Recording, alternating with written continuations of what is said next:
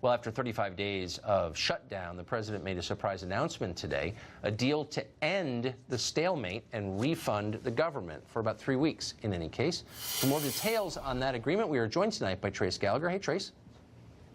Hi, Tucker. For now, things are moving smoothly on Capitol Hill. Late today, the Senate used a voice vote to pass a bill to reopen the government. The House then agreed to the same measure, and it's now waiting for the president's signature on his desk. The continuing resolution, as you noted, will ensure federal workers get their back pay and keep the government open until February 15th. The president says a bipartisan congressional conference committee will now work to come up with a border security package, but Democrats are already claiming victory. Watch this. Separate the funding of government from the discussion on border security, and that's what we got.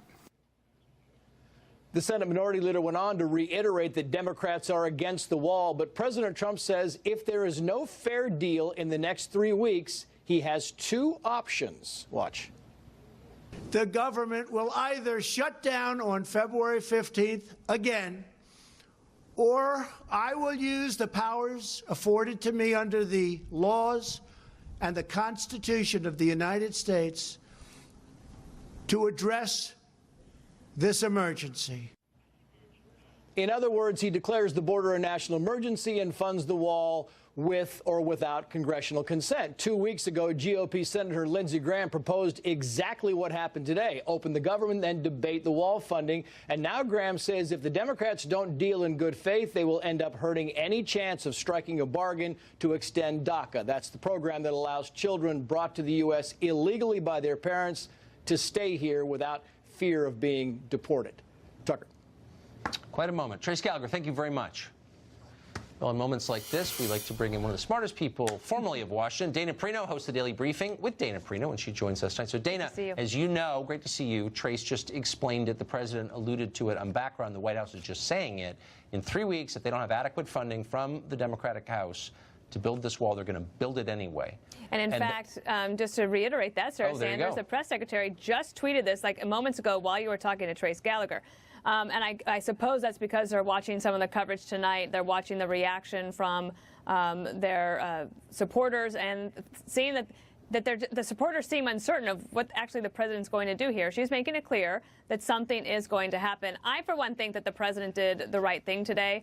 I think it was a statesman-like move to say, all right, we're 35 days into this. He was losing ground with the public, not just with the Democrats, but with the public.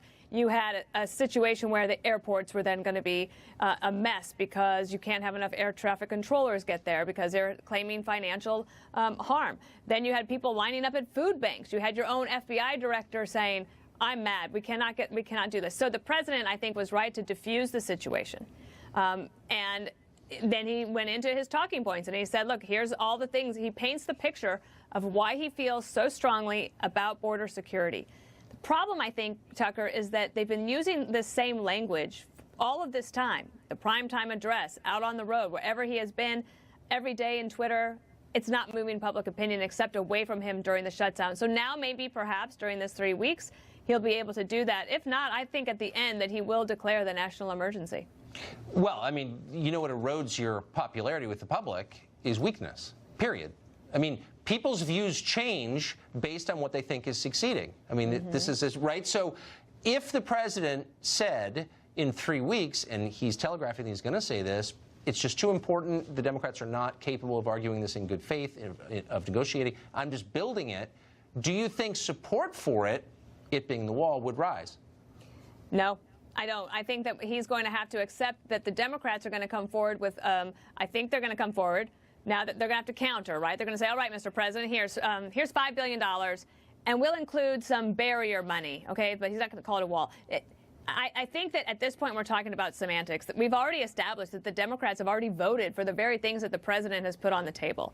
So he is in a position now of being able to say, all right, on the shutdown, I'll give you that, but I'm going to protect this country. I'm the commander-in-chief.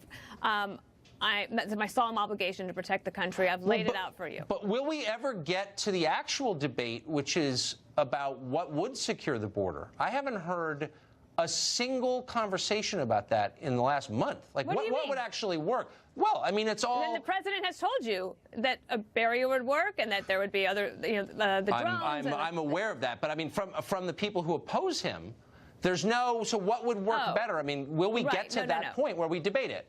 Well, I think that they'll just say that, like, no. Yes, I think that they're going to give him a little bit. They'll say, look, we'll do all of these other technological things that you say you wanted. We'll say that there's a barrier. We're going to give you money to do that. And look, I think that the thing is, Tucker, the president is not now in divided government. He's not going to get everything that he wanted. Right. And I feel like he was kind of pushed into this fight that he was not going to be able to win. And you look back, maybe he should have taken the $25 billion from a year ago and the DACA that now is on the table in TPS. He's in a position now of divided government. He has to do the best he can do.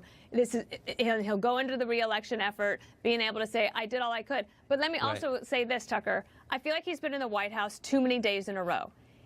You know what it's like to be in Washington that long. It'll drive you crazy. For his own sanity, true. I really feel like from a communications aspect as well, get out of D.C., go see America. Go visit people. Go talk to them. Smart. Go hear from them. Smart advice. Get out of there so that totally you can agree. change the dynamic. He doesn't have to be in Washington all the time.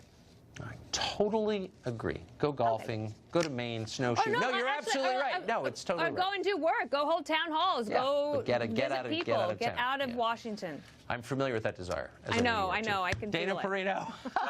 It's great.